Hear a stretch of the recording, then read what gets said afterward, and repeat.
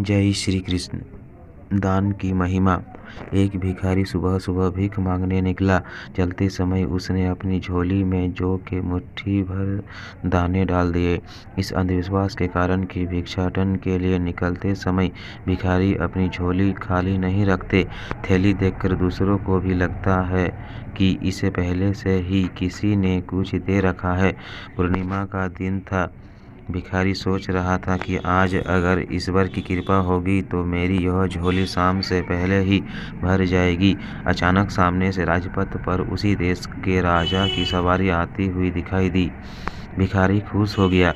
उसने सोचा कि राजा के दर्शन और उनसे मिलने वाले दान से आज तो उसकी सारी दरिद्रता दूर हो जाएगी और उसका जीवन संवर जाएगा। जैसे जैसे राजा की सवारी निकट आती गई, भिखारी की कल्पना और उत्तेजना भी बढ़ती गई। जैसे ही राजा का रथ भिखारी के निकट आया, राजा ने अपना रथ रुकवाया और उतर कर उसके निकट पहुँचे। भिखारी की तो मानो सांसें ही रुकने लगी, लेकिन राजा ने उसे कुछ देने के बदले उल्टे अपनी बहुमूल्य चादर उसके सामने फैला दी और उससे भीख की याचना करने लगा।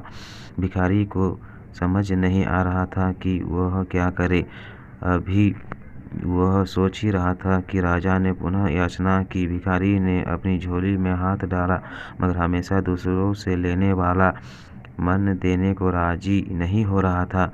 जैसे तैसे करके उसने 2 दाने जौ के निकाले और राजा की चादर में डाल दिए।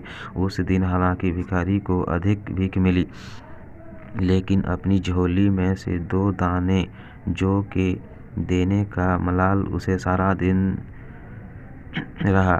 शाम को जब उसने अपनी झोली पलटी तो उसके आश्चर्य की सीमा न रही। जो वह अपने साथ झोली में ले गया था, उसके 2 दाने सोने के हो गए थे। अब उसे समझ में आया कि यह दान की महिमा के कारण ही हुआ। वह पछताया कि काश उस समय उसने राजा को और अधिक जौ दिए होते, लेकिन दे नहीं सका क्योंकि उसकी देने की आदत जो नहीं थी। शिक्षा नंबर 1, देने से कोई चीज़ कभी घटती नहीं। नंबर 2, लेने वाले से देने वाला बड़ा होता है। नंबर 3, अंधेरे में छाया, बुढ़ापे में काया और अंत समय में माया किसी का साथ नहीं देती है।